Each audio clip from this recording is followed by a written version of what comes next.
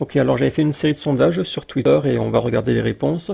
Alors là, j'ai mis ce menteur hérétique juste pour cacher les réponses. Donc première question, la liberté de religion est-elle une valeur islamique? Alors cette question, c'est parce que c'est par rapport à la vidéo du prédicateur américain là qui racontait n'importe quoi sur la liberté de religion. Et je me demandais si mes abonnés considéraient qu'en islam, il y avait la liberté de religion.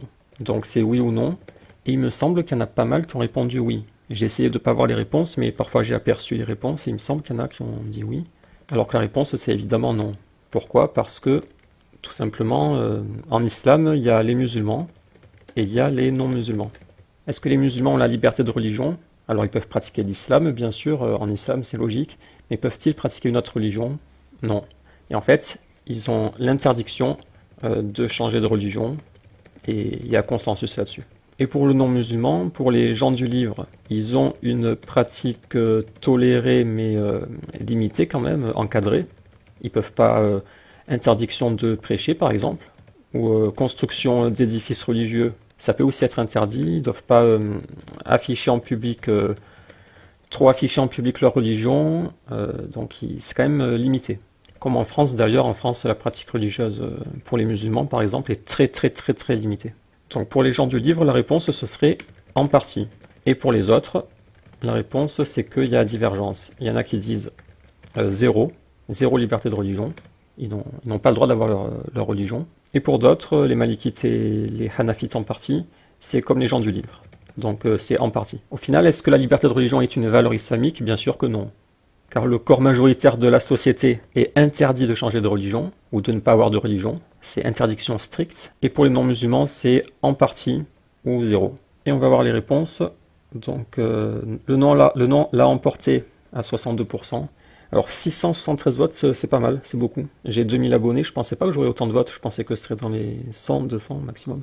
Alors ceux qui ont répondu oui, je pense qu'ils sont restés sur leur propre cas, ils sont restés égocentrés, ils se sont dit est-ce que je peux pratiquer? Ben oui, puisque je suis musulman. Oui, mais le non-musulman, est-ce qu'il peut pratiquer? Ça dépend. Et dans leur définition, surtout, ils n'ont pas pris en compte que si tu as la liberté de religion, tu es libre de changer de religion. Or non, le musulman n'est pas libre de changer de religion.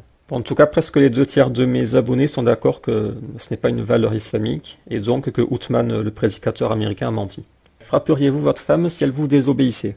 Alors cette question, elle a été mal posée en fait, parce que là, c'est pas intéressant. La réponse ne va pas être intéressante. Ce qui aurait été intéressant, c'est par exemple, la frapperiez-vous, et si jamais vous n'étiez pas musulman, est-ce que vous la frapperiez aussi, pour voir si l'islam rend violent, ou des choses comme ça, mais là, posée comme ça, la question n'est pas intéressante. Je l'ai mal posé. Donc c'est le non qui l'emporte à 78%, sachant que cette question a fuité parce qu'il y a des gens qui ne sont pas abonnés à moi qui ont partagé la question parce que ça les choquait.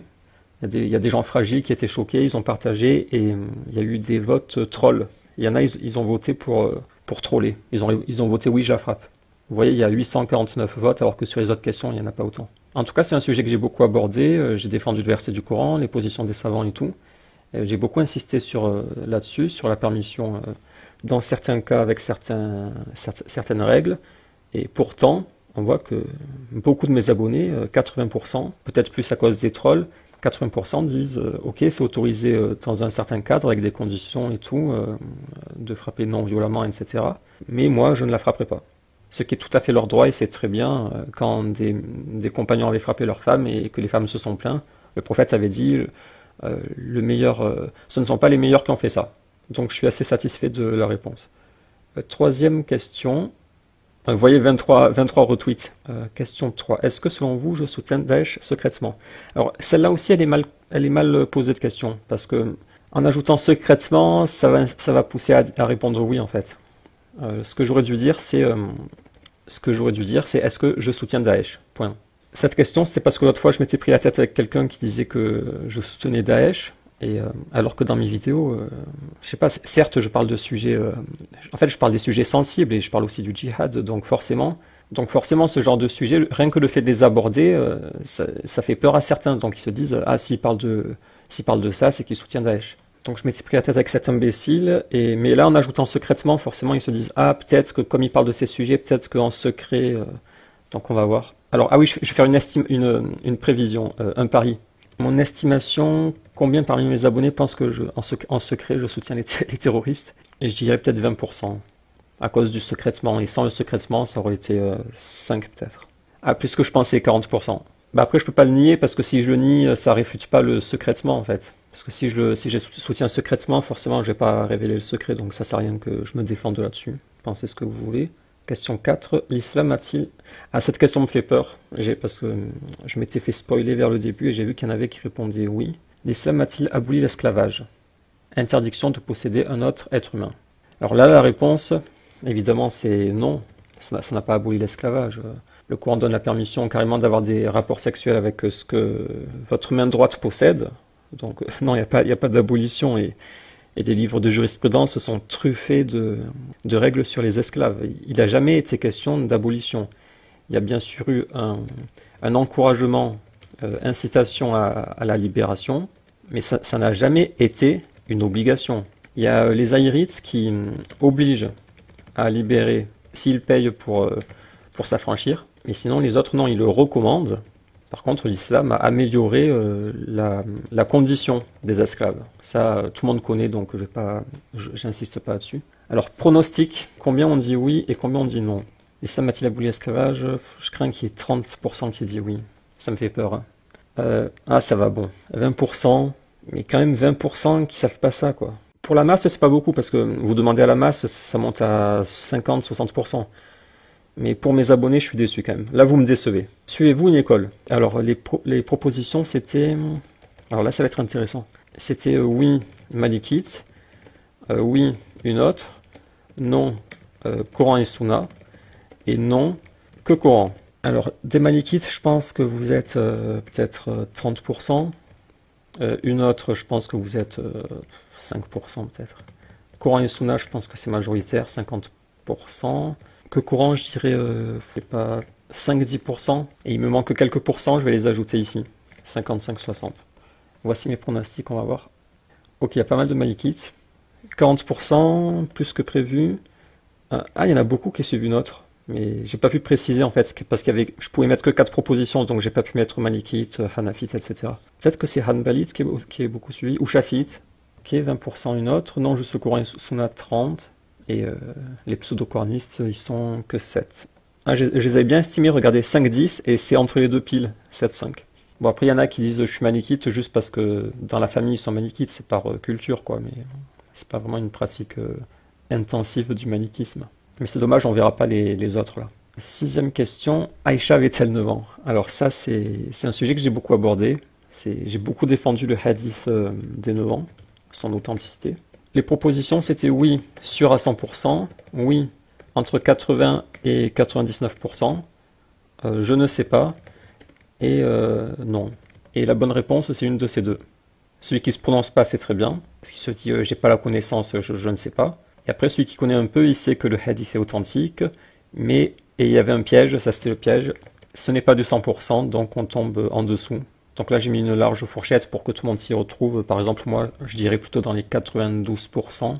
Donc c'est pas une certitude, c'est une forte probabilité, suffisante pour l'affirmer. On peut affirmer, on peut dire Aïcha avait 9 ans, c'est elle qui le rapporte, c'est rapporté de façon authentique.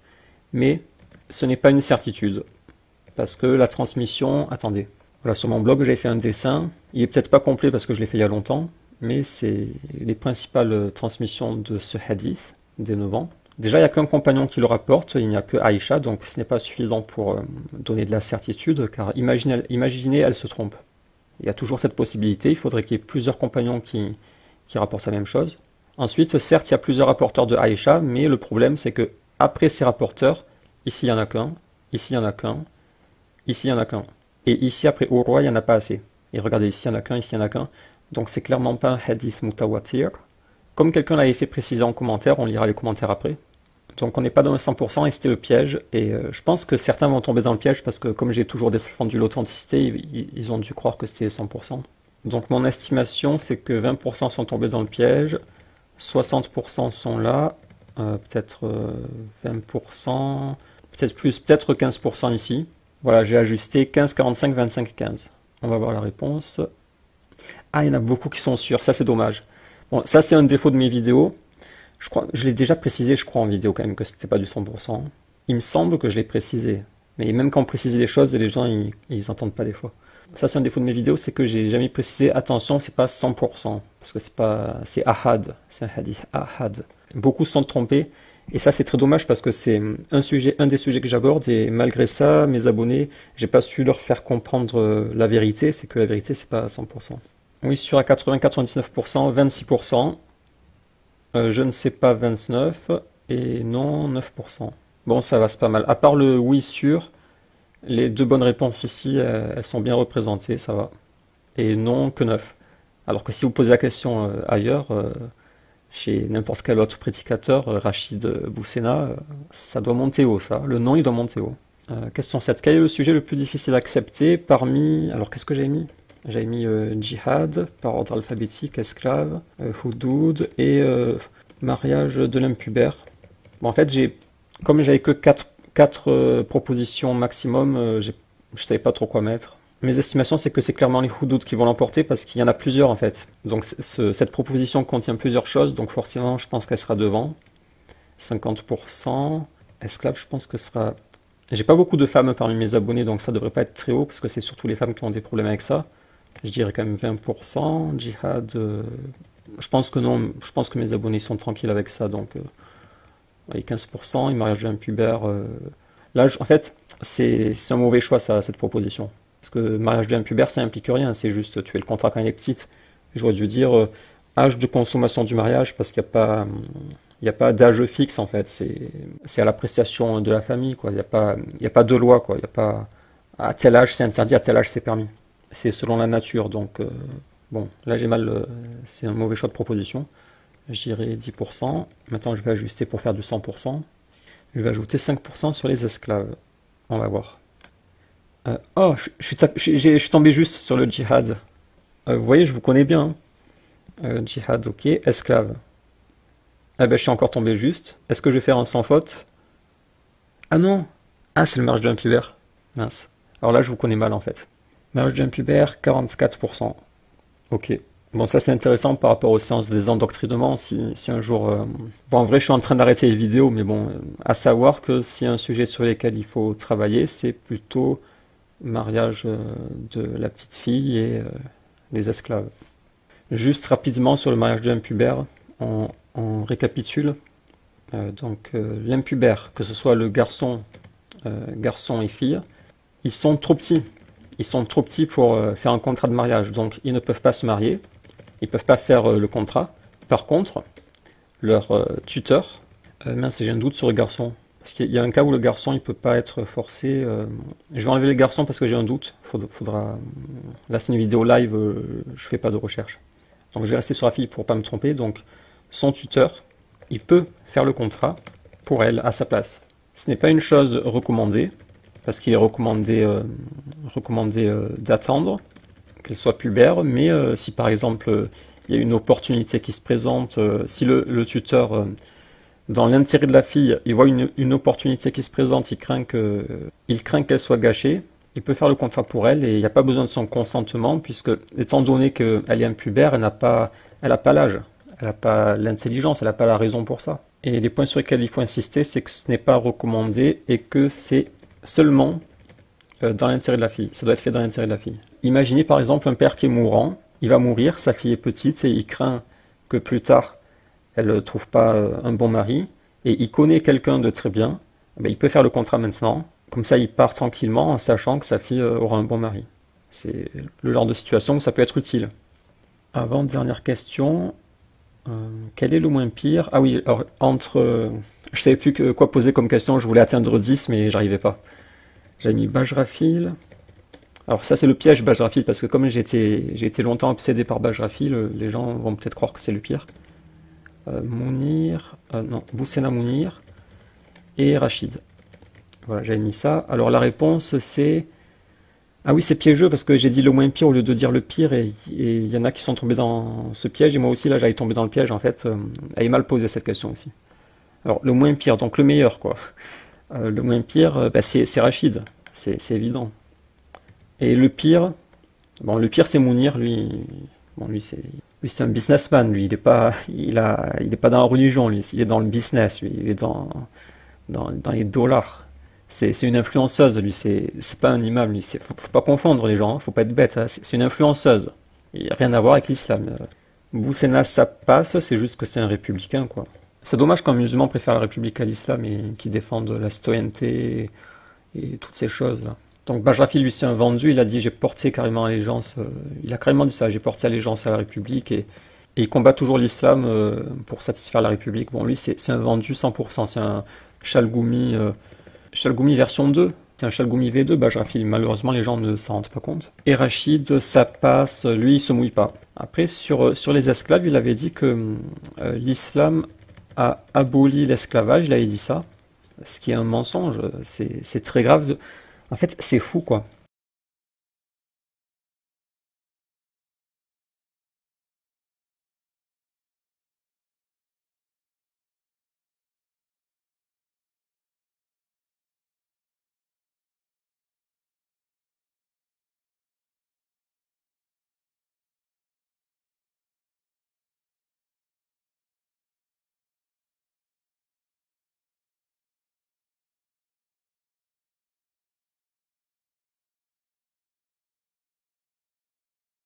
Et l'islam est venu aussi, entre autres, pour abolir l'esclavage.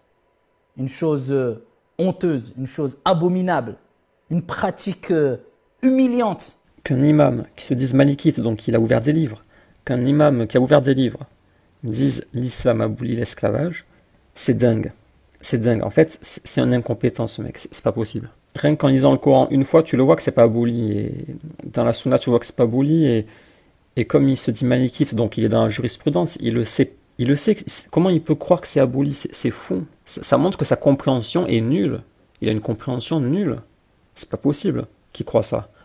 Alors après, il avait supprimé parce que les gens, ses proches, ils lui ont dit mais qu'est-ce que tu racontes, Rachid? T'es tombé sur la tête, tu connais pas ça? Alors il a supprimé. Donc ça, c'est pas quelque chose à lui reprocher parce qu'il a supprimé, mais ça montre ses compétences, quoi. C'est que si le sujet est sensible, tu vois qu'il est trop faible. C'est ça leur problème, c'est que psychologiquement, mentalement, ces gens, ils sont faibles. Il n'y a pas de résistance mentale, c'est vraiment des faibles. Et Mounir, il a dit aussi, mais lui, il n'a pas retiré parce que lui, il n'a rien à voir avec l'islam, lui. Il n'a rien à voir. Donc, quel est le moins pire? C'est Rachid. Alors, Boussena, j'accepterai parce qu'en fait, c'est un peu les mêmes Rachid et Boussena. Après, Boussena, non, non, quand même, il a beaucoup d'orgueil, il est toujours à agresser les gens. Moi, il m'a calomnié publiquement, ouais. Non, il a vraiment des mauvais comportements, Boussena. Il a vraiment un très gros problème de comportement. Rachid, il est plus calme et tout, plus posé. Ouais, le moins pire, c'est Rachid. Nous allons voir. Sachant que certains se sont trompés, mais bon. Alors, le moins pire. Alors, Ismaïl, les 4%, ils se sont trompés, je pense. Il y en a plusieurs qui ont dit, je me suis trompé, j'ai mis le pire. Donc, lui, c'est le pire. Il faut mettre un 0, là. Ah, je suis content, Rachid, de 80%. C'est le moins pire. Après Boussena, ouais, ça va. Ça va, je suis satisfait de votre réponse. Et dernière question. Alors là, je crois, je me suis fait à moitié spoiler. Il y en a qui ont répondu non à cette question, malheureusement. Les lois d'Allah sont-elles supérieures aux lois de la République? Alors ça, c'est même pas un piège, en fait, c'est juste une vérification, voilà. Je fais une vérification. C'était histoire de dire, attendez, vous êtes bien musulman au moins. Et malheureusement, on va découvrir. En théorie, est-ce que les lois d'Allah sont supérieures aux lois de la République? Bon, en théorie, 100% disent oui. Mais malheureusement, attention. Ah ouais, c'est pire que prévu. C'est bien pire que prévu. Là, on a un gros problème. En fait, j'ai une mauvaise nouvelle pour vous, les 27%, c'est qu'en fait, vous n'êtes pas musulman. Si vous pensez que des lois fabriquées par des hommes, des mécréants en plus, donc des mécréants fabriquent des lois, et ces lois sont supérieures aux lois d'Allah, faut revoir votre croyance, là, c'est grave. Alors ils vont dire, oui, non, mais on veut pas dire ça, on veut dire que on respecte plus la loi, mais même formulé comme ça passe pas. La seule façon de le formuler, ce serait de dire, les lois d'Allah sont supérieures, mais dans la pratique, en France, par contrainte, ce sont les lois de la République qui s'appliquent malheureusement. Voilà. Voilà, ça pourrait être formulé comme ça. C'est que les lois d'Allah sont supérieures, elles ne peuvent pas devenir inférieures. Je comprends pas. Les 27%, je comprends pas. Mais dans la pratique, en France, les koufars font leurs lois, quoi. Font leurs lois. Et par contrainte, je suis soumis à ces lois, voilà. Attendez, c'est plus grave que prévu parce que j'ai même mis le ça dépend, donc celui qui voulait faire cette réponse, il peut dire ça dépend, mais celui qui met non, parce que là, il n'y a aucun contexte. J'ai même pas précisé c'est en France. Ça se trouve, je parle de façon générale. Là, c'est une question générale. Et répondre non comme ça, c'est assez grave. Je réfléchis, mais non, je cherche une défense, mais non, c'est trop grave. C'est trop grave, là. Faut retirer le non, là, les gars. D'autant plus que c'est anonyme, parce que quand c'est un mécréant qui a du pouvoir qui pose la question à un musulman, le musulman, il a peur, d'accord, mais là, il n'y a pas de peur, il n'y a pas de crainte à avoir, c'est anonyme. C'est assez surprenant, ce 27%. Quand dans les médias, ils avaient posé la question à Tariq Ramadan, ils avaient dit, est-ce que les lois de Dieu sont supérieures aux lois de la République? Tariq Ramadan, il a flippé, quoi. Et il s'en fout, en vrai, des lois de la, de toute façon. Mais il s'en fout, et en plus, il a flippé, donc il a dit, non, c'est même le contraire. Donc lui, il s'est mis à plat ventre, Tariq. Mais là, il n'y a pas de flip à avoir, et vous en foutez pas des lois d'Allah, vous n'êtes pas Tariq Ramadan, quand même. Donc là, grosse déception. Et sinon, dans le contexte où un mécréant qui a du pouvoir vous pose la question et que vous craignez les conséquences, en fait, déjà, une chose très importante, c'est, la première chose à dire, c'est, veuillez préciser la question. Voilà. Très important, il faut savoir que quand on vous pose une question, c'est votre droit le plus absolu de demander une clarification. N'importe quelle question qui vous est posée, vous pouvez dire, veuillez préciser votre question. Qu'est-ce que ça veut dire, elles sont supérieures? Veuillez définir supérieur. Que veut dire que la loi est supérieure? Parce qu'en fait, souvent, les quiproquos et les disputes, comme disait Razali, il me semble, si je ne me trompe pas, il disait que la plupart des disputes, c'est à cause des définitions. C'est parce que les gens n'ont pas les mêmes définitions. Et c'est une vérité. Si vous ferez attention à ça, vous verrez que pratiquement toutes les disputes, c'est à cause des définitions. Donc veuillez préciser votre question. Alors là, peut-être que le mécréant, il va dire, est-ce que s'il y a contradiction entre les deux lois, tu obéis à quelle loi? Voilà, je pense qu'il va préciser comme ça. Donc maintenant qu'il a précisé, tout le monde parle de la même chose. Donc là, la discussion peut avoir lieu. Alors est-ce que s'il y a contradiction entre la loi religieuse, qui est supérieure, parce que là, il n'y a pas, à part Darmanin, à part l'imbécile Darmanin, j'ai pas retrouvé l'extrait, lui, c'est pas le bon extrait, il avait dit jamais les lois de Dieu sont au-dessus. Non, jamais Dieu n'est au-dessus de la République. Un truc de fou. Le mec, il comprend pas, Darmanin, c'est pas lui, c'est... non, mais il est même pas là. C'est un ministre.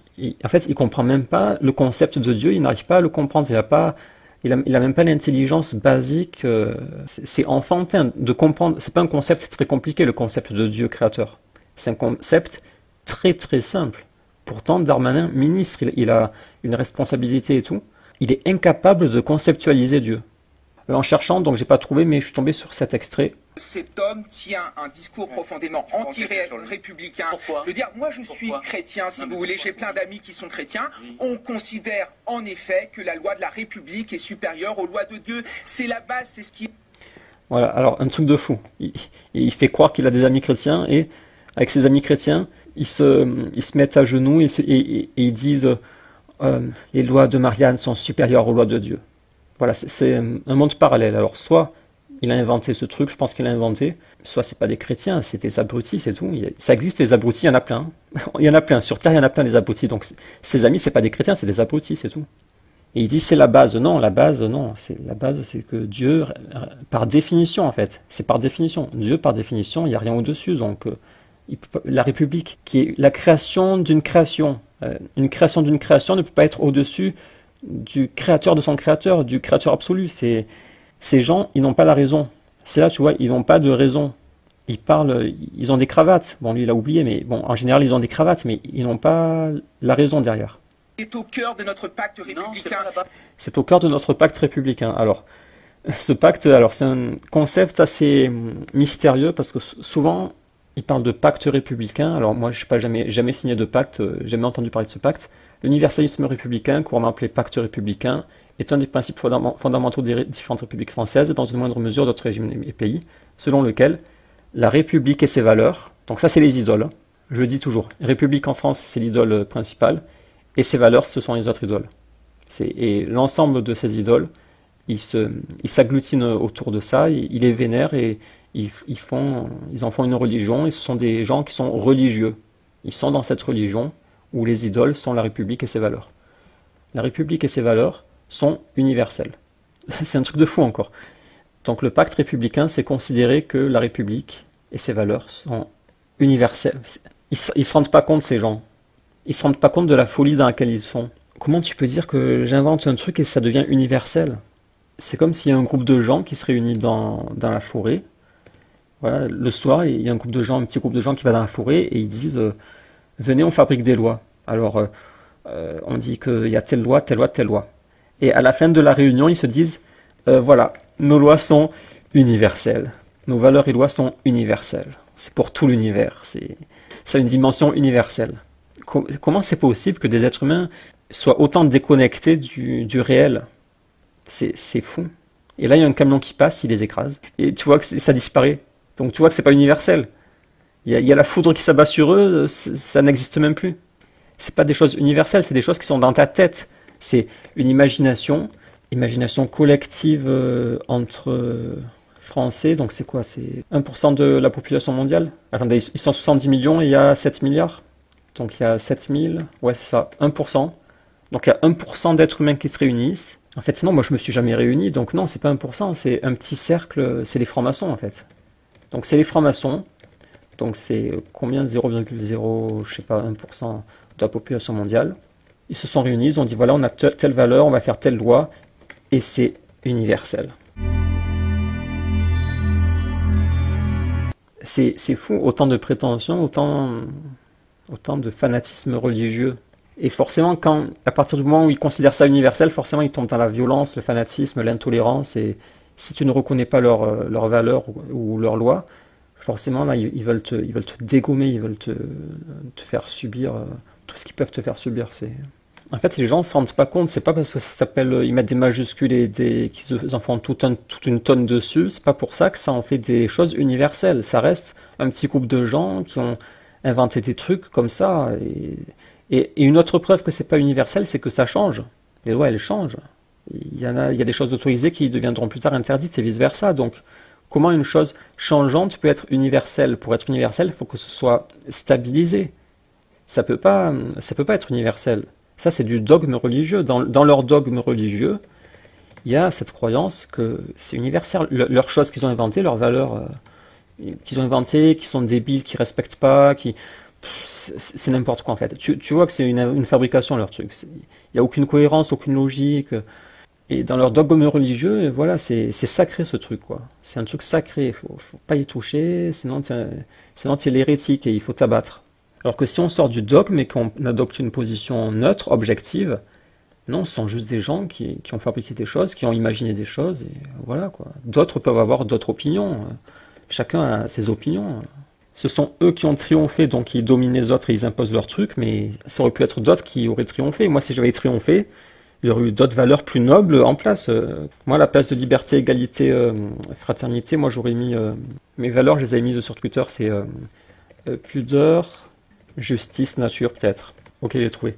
Ces fanatiques veulent imposer l'adoration de leurs idoles à tout le monde.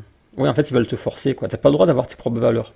Et après, ils parlent de liberté. Non, moi, mes valeurs, j'ai choisi. Je vais pas suivre comme un mouton les valeurs gouvernementales, ce que font la masse.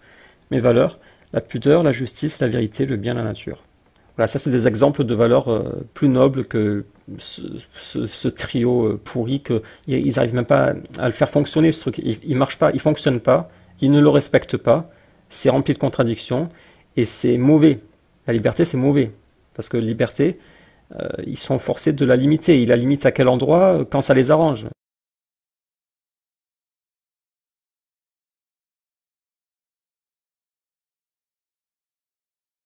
Par exemple, un dépravé sexuel, ils vont dire ok, t'as la liberté, mais quelqu'un qui condamne cette dépravation, ils vont dire non, toi on te met en prison. Donc liberté, c'est un truc, c'est le truc le plus pourri qu'ils ont fabriqué avec la démocratie. Bon. Donc voilà, moi j'aurais mis pudeur, justice, nature, bien. Faire le bien, voilà, essayer de faire le bien dans la vie, pourquoi faire le mal?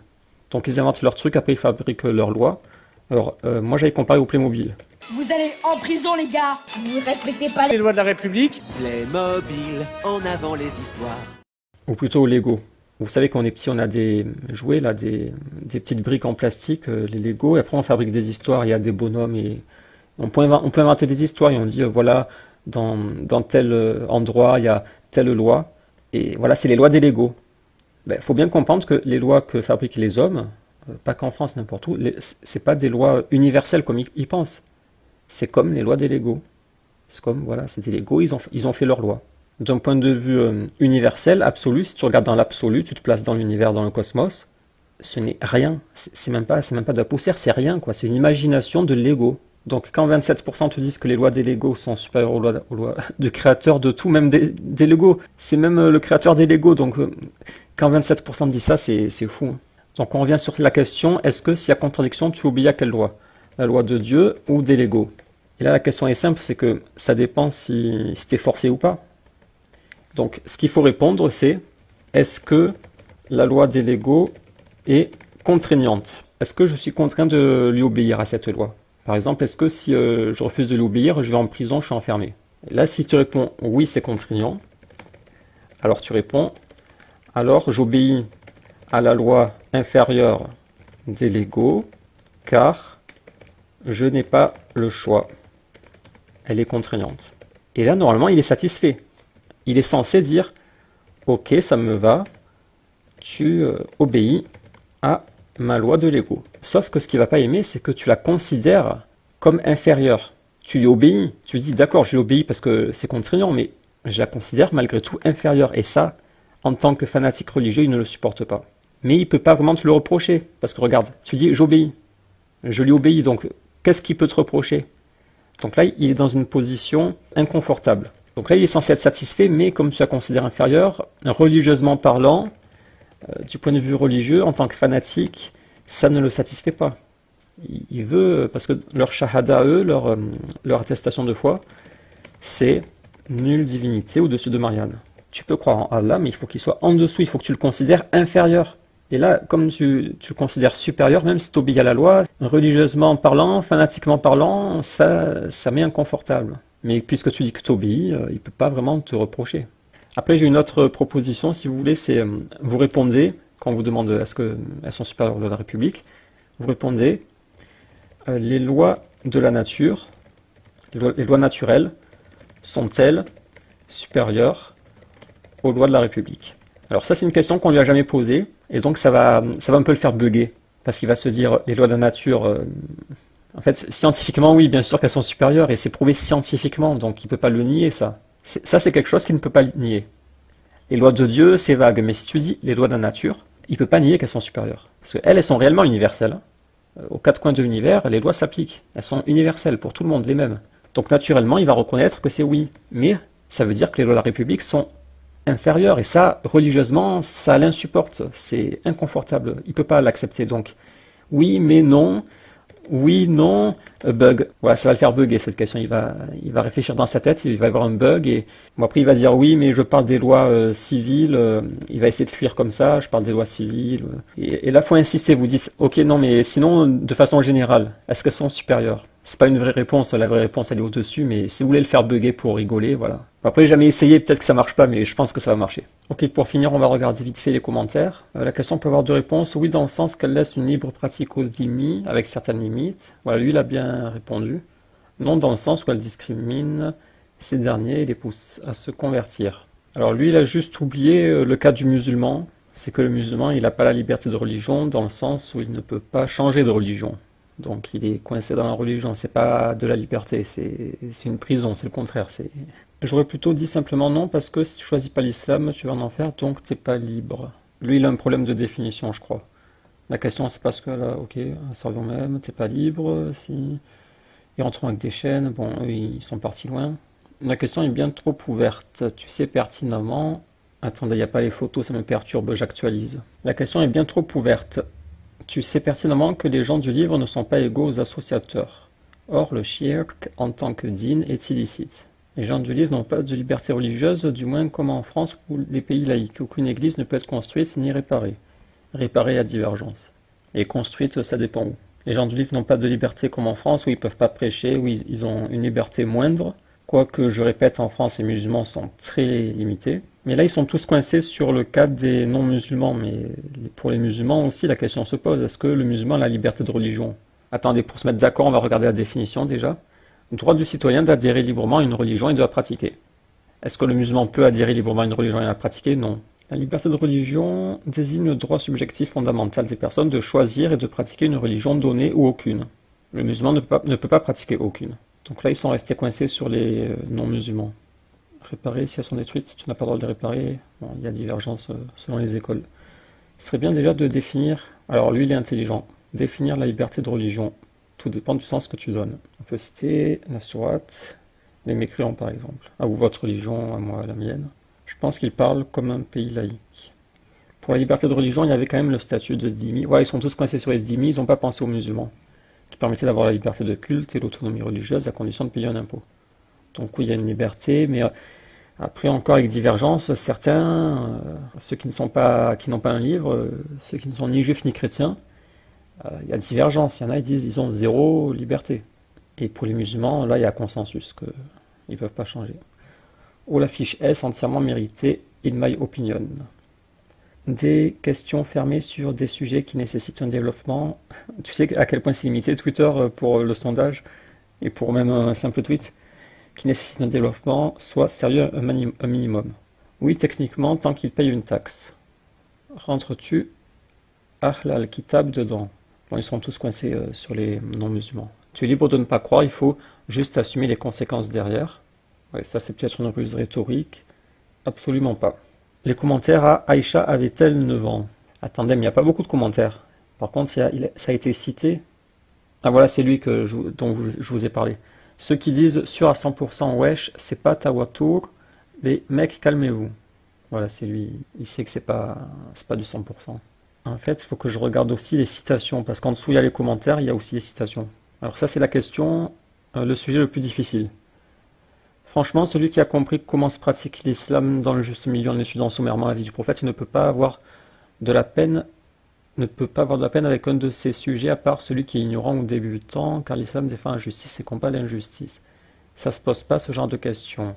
Avoir de l'aversion pour une chose de la religion est un annulatif de l'islam. Voilà, si vous voulez, il y a la discussion, bon, c'est pas intéressant. Il y a des questions sans contexte aussi, il faut avoir le choix aucun. Les questions n'ont aucun sens pour les internautes. Tu aurais dû mettre aucun en plus, on peut mettre que 4. J'ai pas répondu à celle-là, car aucune ne sont difficiles à accepter. Aucun sujet, on assume tous ces sujets. J'ai pas demandé qui assume, j'ai dit le plus difficile à assumer. Tu vas pas me faire croire qu'en vivant en Occident aujourd'hui, tu te dis, en grandissant, tu te dis, ah oui, avoir des esclaves, oui, c'est tout à fait normal. C'est hors contexte, donc bien sûr que c'est pas facile à accepter. Après, si toi, par hasard, tu l'acceptes, tant mieux, mais beaucoup ont du mal avec ça, surtout les femmes.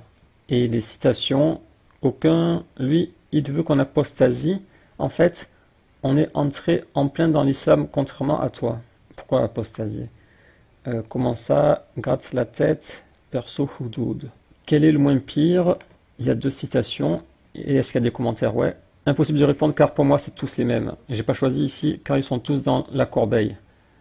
Tous, tout le lot au bûcher, MDR. Mince, j'ai voté Mounir. J'ai lu quel est le pire. Tous la même... Ah, c'est le Salafi. Tous la même secte avec des approches ou des croyances différentes. Entre l'autre qui a un diplôme de laïcité et l'autre qui fait des tutos prières à 800 €, le choix est difficile. Ouais, ils aiment tous la laïcité. Rachid, il a passé le permis. Boussena, il a chanté on t'aime, la laïcité, protège-nous, s'il te plaît. Bajafi, il a dit laïcité, tu es belle. Et l'autre, il n'a rien à voir, lui, c'est l'influenceuse. Les lois d'Allah sont-elles supérieures aux lois de la République? Oui, à 70%. Ah, mais lui, c'est un mécréant, lui, qu'est-ce qu'il fait là? Oui, à 70%. Et bah, il est nul ton Formule 1. Ah non, mais eux, ils se sont battus. C'est un mécréant musulman, ils se sont battus. Ils se sont chamaillés. Mince, j'ai pris la question à l'envers. Moi également. Des questions d'un mec de la DGSI, lol. Ouais, mais c'est anonyme. Sur celle-ci, par Allah, que ceux qui ont mis non, et ça dépend, n'ont rien de l'islam, ça c'est clair. Hein. Ils vont dire oui, mais on voulait pas dire ça, oui, bah faites attention quand même. Elle va en faire transpirer plus d'un cette question. Bah chez moi, ils sont pas censés transpirer. Chez les imams de la République, oui, les gens ils transpirent, mais chez moi, vous n'êtes pas censés transpirer, hein, les gars.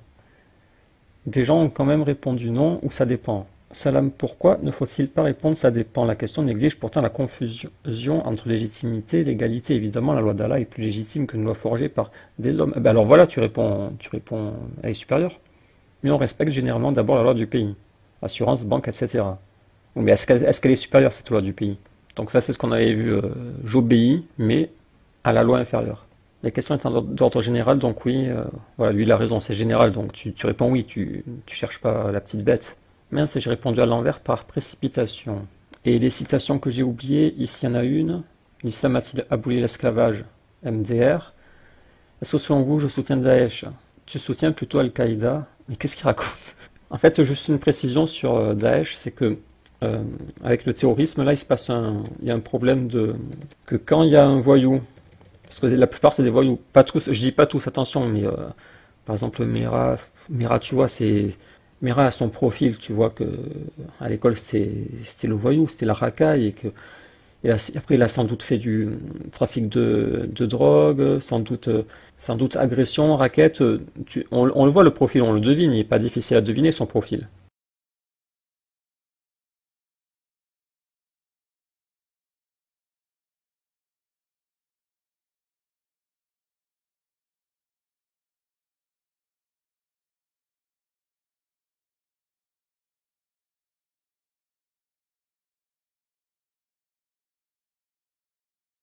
Séance de rodéo au volant de sa voiture.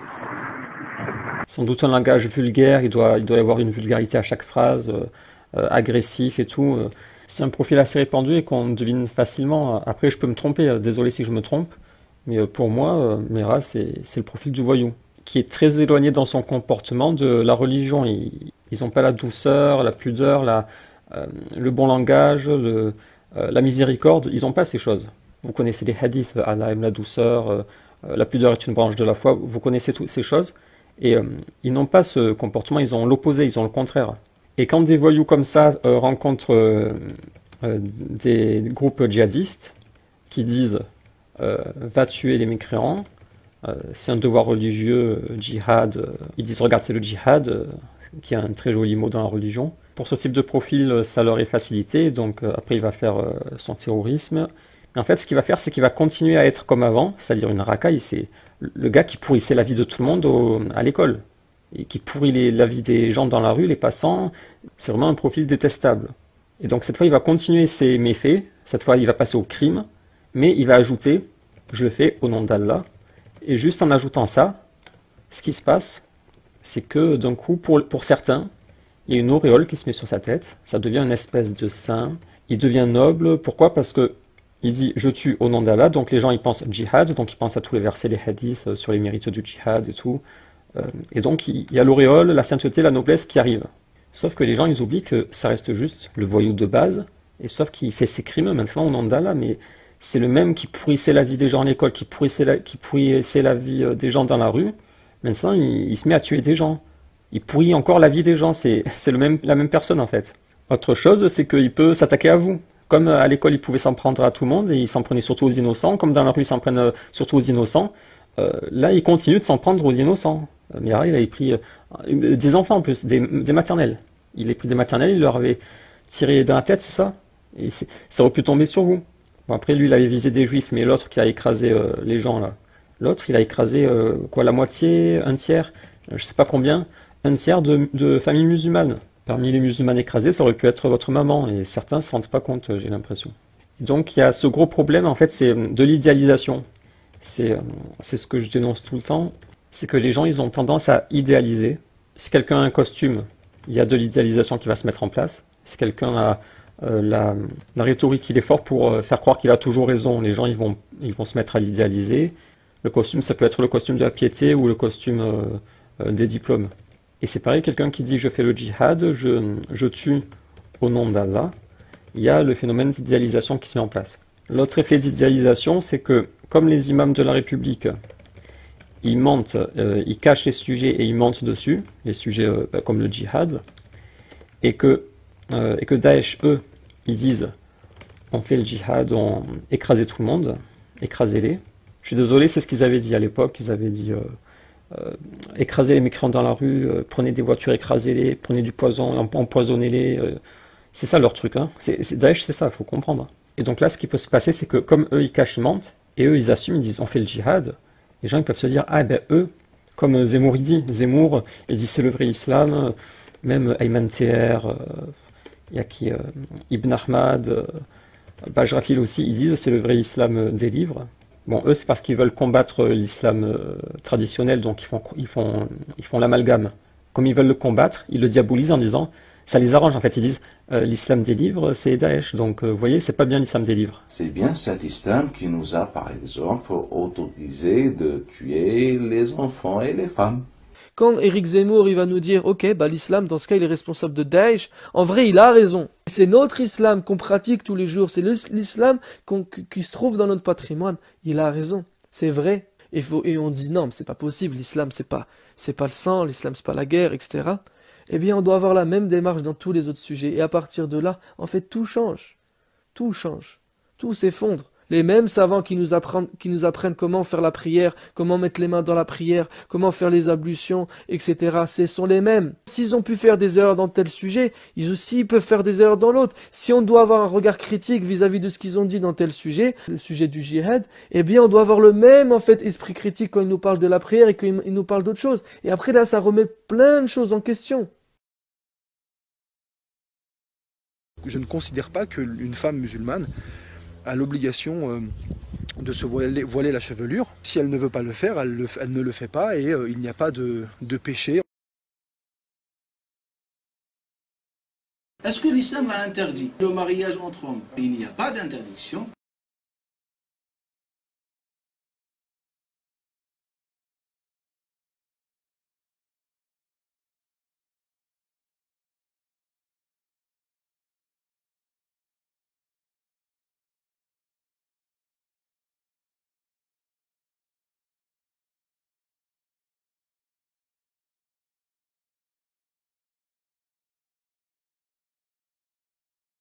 Non, attaquer l'islam des livres sans passer par Daesh, ça c'est une manipulation ça.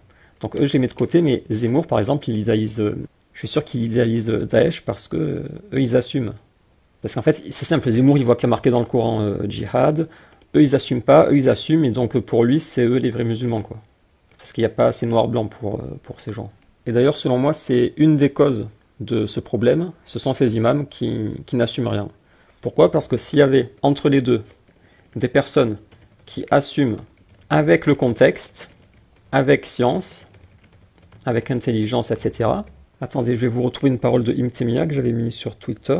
Quiconque est parmi les musulmans sur une terre dans laquelle il est faible, ou à une époque à laquelle il est faible, quiconque parmi les musulmans est dans une terre dans laquelle il est faible, ou à une époque où il est faible, qu'il agisse avec le verset de la patience, l'endurance, envers ceux qui blessent Allah et son envoyé, parmi ceux qui ont reçu le livre et les associateurs.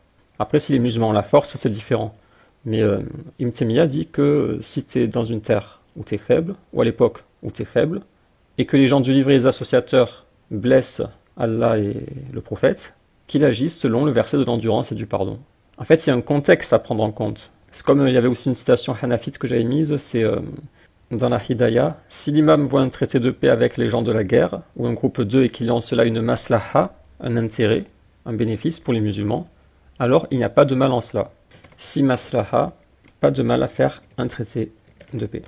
Parce qu'il y en a qui disent attention, le djihad est obligatoire, tu peux pas faire la paix, et le traité c'est maximum 1 an ou 10 ans. Il y en a qui essaient de mettre la pression comme ça. Ils te disent attention, t'as pas le choix, c'est une obligation, il faut le faire chaque année, et pour le traité il peut durer que 10 ans.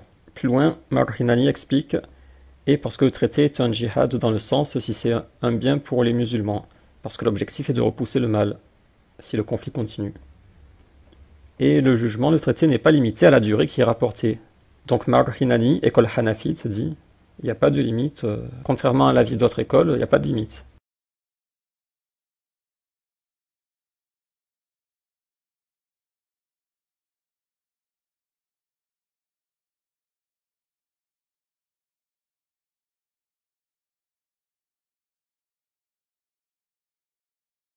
Si après le traité, l'imam voit qu'il doit rompre le traité pour la maslaha, il doit l'annoncer. Ah oui, il n'y a pas de trahison, il n'y a pas de... Il y en a aussi, ils aiment bien dire la guerre est une ruse. Ils disent donc on peut tricher, on peut mentir. Ben là, regardez, si après le traité, l'imam voit qu'il doit rompre le traité pour la maslaha, c'est toujours ça. L'objectif, c'est ça, toujours la maslaha. Il doit l'annoncer. citation, ils rompt le traité, ouvertement, pour éviter la tromperie. C'est-à-dire même avec les gens de la guerre, tu fais le traité de paix, si tu veux le rompre, tu dois l'annoncer. Parce que sinon c'est la tromperie, et l'islam, ce n'est pas de la tromperie, contrairement à ce que veulent faire croire les frères musulmans ou je sais pas quoi, là, les gens qui adorent tromper tout le temps, mentir, tromper, tricher, ce n'est pas l'islam en fait. Suite de la citation de Marhinani, il doit prendre en compte la durée nécessaire pour que la nouvelle de la rupture soit communiquée à tout le monde. Il faut qu'il attende de sorte à ce que tout le peuple avec qui il y avait le traité de paix, pour qu'ils soient tous au courant. Pour pas que certains croient qu'ils sont encore en traité, il faut qu'ils soient tous au courant que le traité est rompu.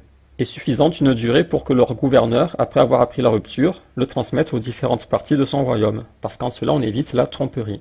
Tout ça pour dire que malheureusement il n'y a pas de discours du juste milieu, il n'y a pas le juste milieu où on prend en compte le contexte et on répond avec intelligence et honnêteté et vérité. Ce discours du juste milieu, il n'est pas propagé, il n'est pas présent en fait. Il y a d'un côté les traîtres vendus, menteurs, les imams de République vendus, traîtres, lâches, ils n'assument rien. Donc forcément, un musulman ne peut pas suivre ces gens. Et t'as le camp opposé, c'est Daesh. Nous on assume le djihad, allez on le fait, écraser les mécréants. Et le discours intermédiaire n'est pas présent, et ce qui fait qu'il y a la polarisation, comme je l'explique à chaque fois, entre les deux extrêmes, et c'est pour ça, selon moi, que la situation est si catastrophique.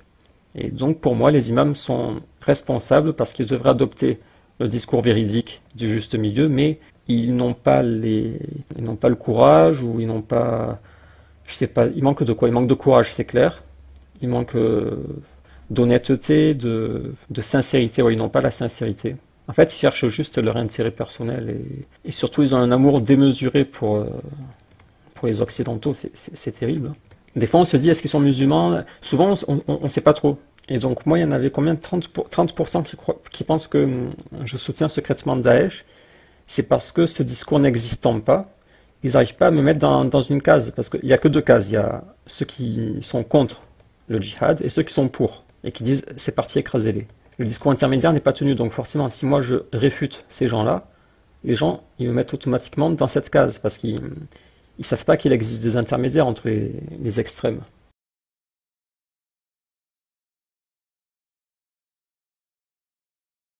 Après, un autre problème, c'est qu'on ne peut pas vraiment argumenter contre Daesh parce que c'est interdit. Moi, j'avais fait une vidéo en 2017. J'avais répondu à un djihadiste sur les attentats. En fait, il était pour, il défendait les attentats, il disait c'est islamique. Et moi, je disais non, c'était pas islamique. Et j'avais apporté des arguments. Ce qui s'est passé, c'est que YouTube m'a mis un strike. Ils ont supprimé la vidéo, j'ai reçu un strike. Donc c'est simple, depuis ce jour, j'ai décidé de ne plus contre-argumenter contre Daesh. Et une autre raison aussi, c'est que si j'argumente, genre, imaginez là, sur Twitter, là, je fais une discussion, je dis, je réfute Daesh.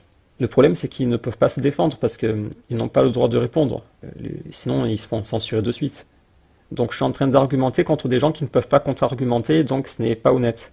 En fait, on ne peut pas avoir de débat sur ce sujet parce qu'il n'y a qu'un camp qui peut avoir la parole et l'autre, il doit se taire. C'est comme pour le révisionnisme. Quand un des deux camps doit se taire et qu'il n'y a qu'un camp qui peut parler, celui qui peut parler, ça n'a aucun intérêt qu'il argumente. Et s'il le fait, ça peut être malhonnête. C'est injuste. Donc pour ces deux raisons, je tape rarement sur Daesh. Et puis c'est un problème beaucoup plus minoritaire et isolé que la trahison massive des imams de la République. C'est pour ça que je me concentre sur cela, moi. Et attention, je dis pas c'est tous des voyous. J'ai parlé de profil, mais il y a plusieurs profils. Par exemple, il y a le profil, il y a le converti, là, Petit Jean. Avec son pote, il avait tué le prêtre. Petit Jean, il a pas l'air d'être une racaille, mais je suis pas sûr. Je sais pas trop. Mais en tout cas, lui, c'est un hypersensible. C'est pour ça qu'il a été sensible au discours djihadiste. Il a été emporté par ses émotions, en fait, Petit Jean. Il avait fait une vidéo, il avait dit regardez, les chaînes humanitaires sont là pour vous montrer le massacre, comment les musulmans se font massacrer, qu'ils envoient des bombes et tout. Il avait dû voir plein de vidéos de musulmans se faire massacrer. Et il disait regardez-vous, aucune larme goutte. Il voulait dire aucune larme coule. Ça sous-entend que lui, ses larmes coulaient. Ses larmes coulaient quand il voyait ça.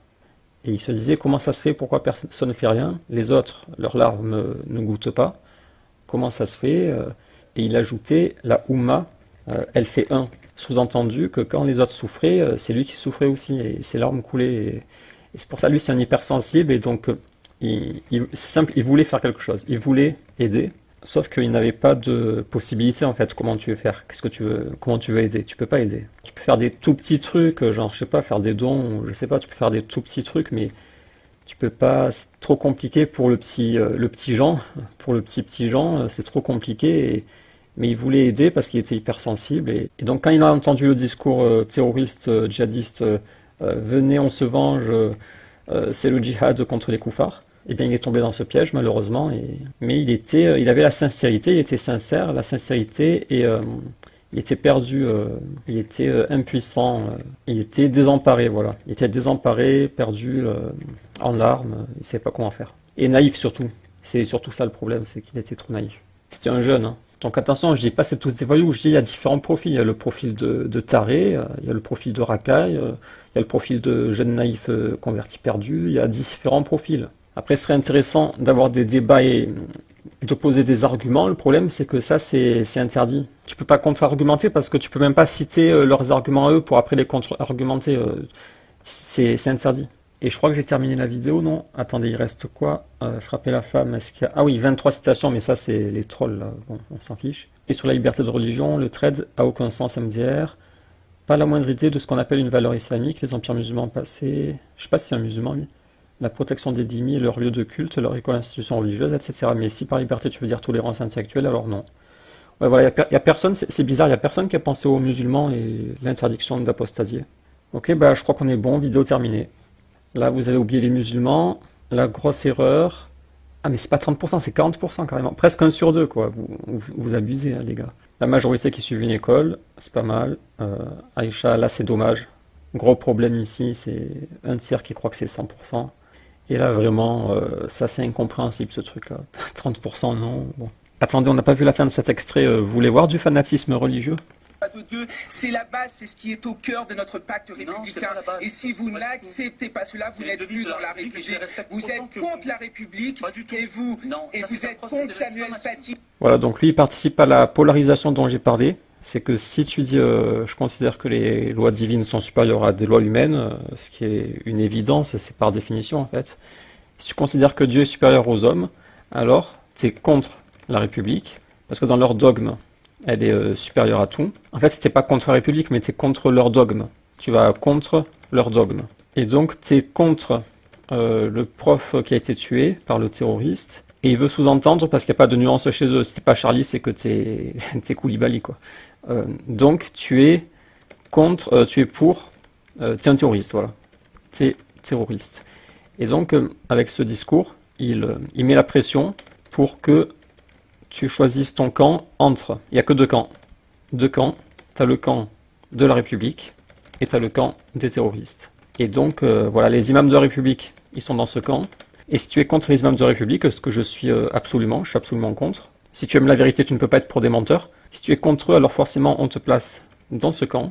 Et donc là, il force par l'intimidation, il met la pression pour te forcer à être un républicain. Parce que sinon, tu es un terroriste, alors qu'entre les deux, il y a énormément de place. Entre deux extrêmes, il y a énormément de nuances de gris. Mais ils veulent cette polarisation, les deux extrêmes veulent cette polarisation. C'est la même polarisation qu'entre imams républicains et islamophobes. Eux, ils disent l'islam c'est l'amour, c'est la paix, c'est la tolérance. Et les autres, ils disent c'est la guerre, la haine. Et il n'y a pas de nuance. C'est un paquet blanc, un paquet noir, il n'y a pas les nuances de gris. Et plus eux, ils insistent là-dessus, sur la guerre, plus eux, ils insistent sur la paix pour les contrer, et vice-versa. Et le discours nuancé, il est inécoutable, inentendable. Ils n'arrivent pas à l'entendre, les gens. Ils voient que noir-blanc. Quand il y a du gris, pour eux, non, ça va pas. Le gris, c'est forcément du blanc ou du noir. Il peut pas y avoir de gris. Parce que ce sont des gens manichéens, qui n'ont pas, ils n'ont pas d'intelligence, ils n'ont pas la nuance dans leur réflexion. Ok, vidéo terminée.